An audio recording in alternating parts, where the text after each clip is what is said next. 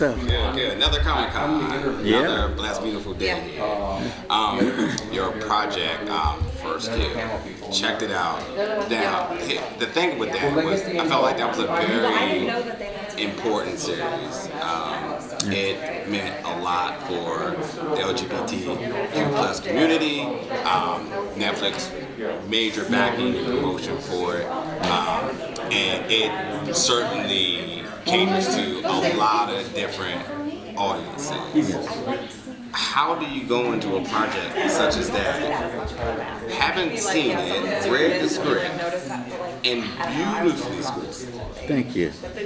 It's phenomenal. First of all, I begged Netflix because I had heard about the early screenings for it, and I didn't get the initial one. And everybody was like, "No, this is you. You need to watch that." And I watched it. I was stuck the entire time. I'm huge on music. So much appreciation for you all, and just the score was fantastic in that. But what was just the creative process? Well,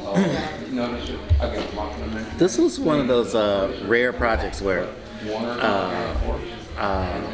we had a great deal of lead time to know that we were going to be chosen for the project, and that we had a lot of time to think about it and to get into the details of each of the characters. You know, I really wanted to know who they were and what's their backstory and where are they coming from. And when I was talking with Felicia Henderson, the showrunner, she had so many amazing ideas as to the story she was going to tell and how to approach this in a way that it was going to feel significant for the LGBTQ community, especially. And I think that they achieved it in ways that are big and small. I mean, it was not a coming out story. It wasn't saying, approaching it from that standpoint. It normalized. It made people feel okay. The least problematic problem in their story was that these girls were lesbian. Their parents and their families had already accepted them. The problem is you going out with that vamp. You know what I mean? And I found that really intriguing in a very interesting way of putting this, of telling this story. I read an article with S.C. Schwab, the creator of the short story First Kill, and she was, and I'm paraphrasing here, but basically saying how when you're talking about LGBTQ characters in most stories, well, 100% of what they're saying in the story is about their gayness. Yeah. You know, so she says, as a lesbian woman, she says, maybe 10% of my day, my day as a writer isn't all about that. My day as interaction with the people at my grocery store isn't about that. But maybe 10% of my day has something to do specifically with that. Yet, when we are in a story about an LGBT TQ character, 100% of their character's life is about their gayness. Yeah. And I had never thought about it in that light before, but I just thought how brilliant and how eye-opening, and to have a story like this where it's not about that, and it's normal and accepted and real and honest, and we're talking about love, not about gay love. We're talking about friendship, not about gay friendship. We're talking about humanity. And equality as well too. I wish that my eldest brother were still alive, and that he could have seen this story, because I would have loved to just sat with him and picked his brain about what did it really feel like. What did this feel like seeing it portrayed in this way? So I feel very. I feel like it's very important that we got a chance to do that, and I feel really, really good about that. I feel I'm fortunate enough in another show that we're doing, Proud Family, Louder and Prouder, where they have the two dads. So and now they are a mainstay of this show on Disney. You know, and their trials and tribulations with bringing up their children, and in this neighborhood, and seeing everybody's responses to it in a today sort of fashion, I thought was fabulous. I think that the writing on that is so open and important. And I remember when we first introduced those characters in season 1 of Proud Family, Louder and Prouder. All I could think was, this is a very important episode. Don't screw this up. This is very, very important. You have to, you have to have all of your humanity on display for these moments, and I feel like that's what I've tried to do. That's what I feel like I've accomplished it in a unique way. In a world with First Kill, with it's vampires and this, and to see this, I mean, I couldn't believe it, to be honest with you. So.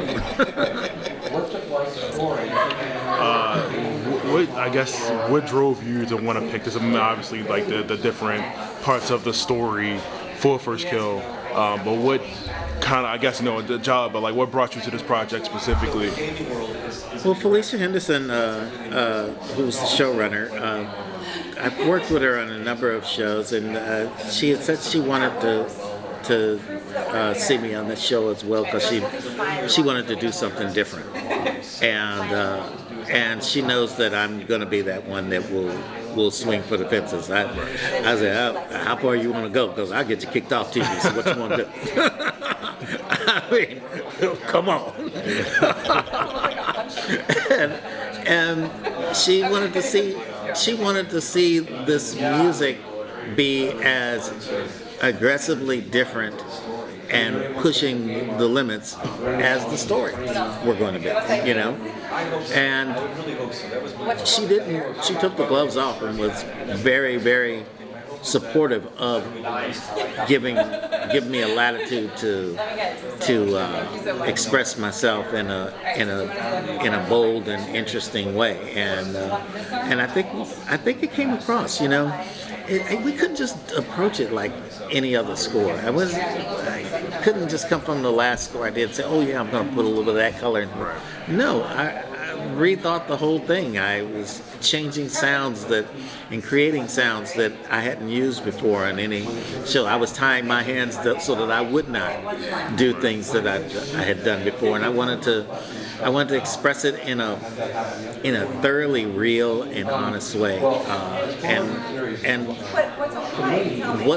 One of the things I want to make clear is that it doesn't make a difference what I've decided that I wanted to do with the music. If my showrunner and the network, for that matter, aren't willing to be open to seeing something different, and approaching it in a different way, it doesn't make a difference what I plan on doing that day, Have you ever had sort of an interaction, and obviously not the name drop, but have you ever had an interaction when you had a vision?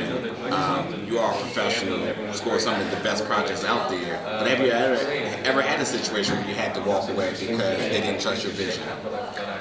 Well, I haven't walked away from a project like that. I'm a firm believer that I ain't turned down nothing but my collar, and it get too chilly, I ain't doing that. But that's it.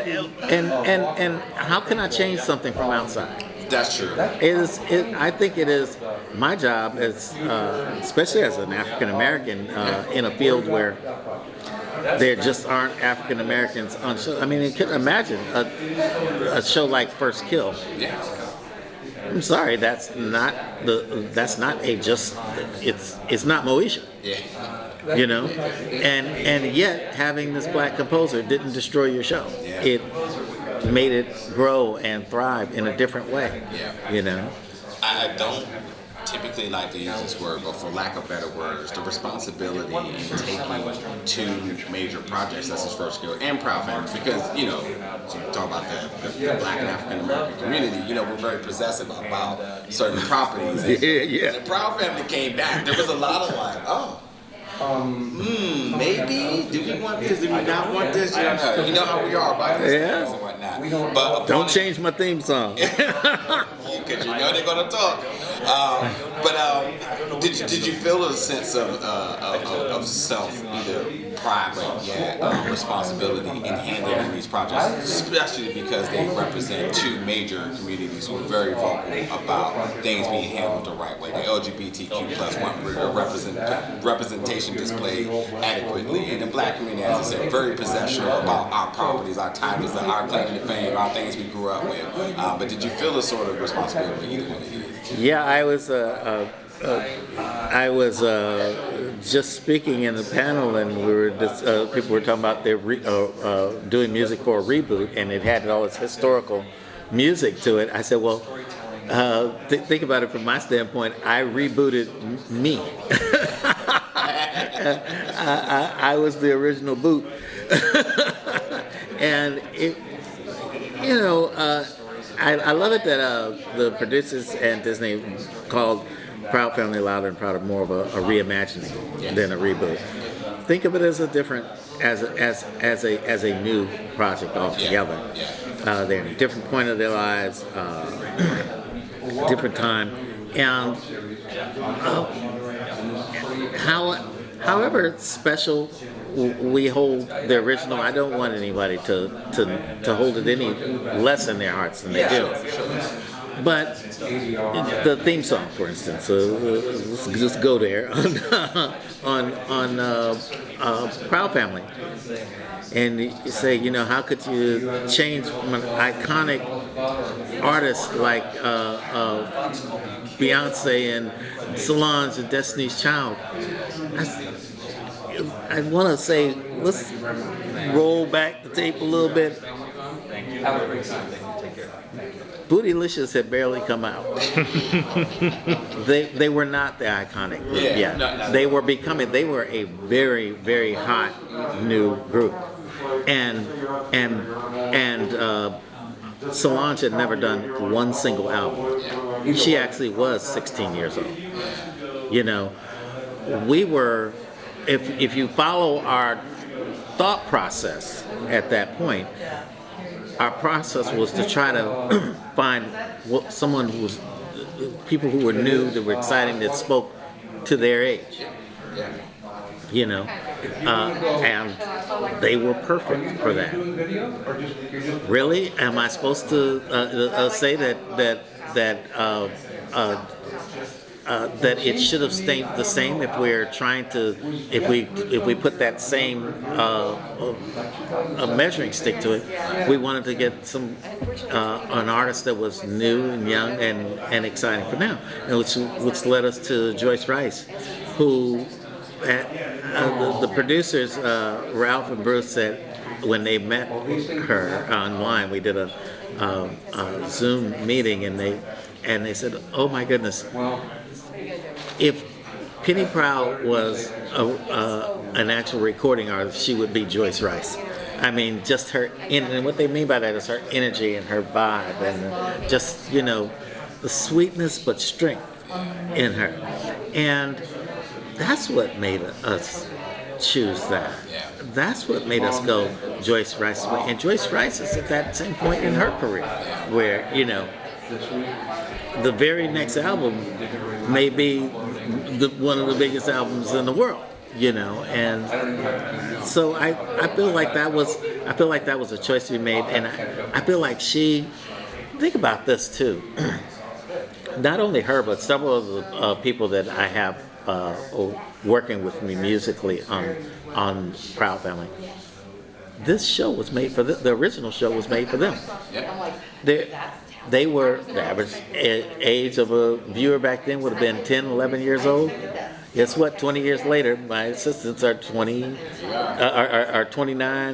30, 31 years old. Joyce Rice is in that age bracket. She's a young woman that actually watched this. So now the people who we made it for are now making it. Now, if somebody's waiting for me to apologize for that, ain't gonna happen. Don't hold your breath on that. I have some wonderful people who expressed themselves and did an amazing job and helped me re-envision this piece in a way that I think that everybody should be. That's awesome. That's awesome. Have a lot of fun with it. That's awesome. Again, kudos to your work, man. Thank you. And obviously, opening doors and opportunities for more people like us. And just, again, masterfully work. We need a season 2 of First Kill. You need a season 2 of First Kill. I need a season 2 of First Kill. Get my man paid here. Let's take all of these things aside. I think it's a watch the binge till the end. That's all I got to say. Binge to the end, because you do not know where the show goes. And as you see this show kick into the gear in episode 4, all the way through 8, it's stunning. And without giving any of it away, if you did not watch through to 8, you did not get this show. If you did not watch through to 8, you are missing something that I can't help you. That's it's and if your heart isn't touched in the finale of this show, you got no soul, and I cannot help. I cannot help. But I really say, I encourage anybody to binge to the end. Check this out, and you'll see what I saw in the show. You will say, "Oh my goodness!" It's impossible. Feelings are real. Feelings are feelings. You can't see somebody kicking a little cat, a 3-legged cat, and say and not feel that that's horrible. This is something that emotions are emotions, and there are some very powerful emotions coming to bear in the second half of this series, and that I'd love to see everybody see it and see what they say about that, see what they're thinking about that, what actually happened, not what we think happened, what actually happened, because I don't care what you say, you do not know what actually happened if you didn't watch. Binge to the end, baby. There you go. It's a pleasure to talk to you, buddy. Looking forward to more of your projects. Oh, thank you so much. Thanks for having me. Absolutely. You got that? Yeah. Thanks, Kurt. Boss.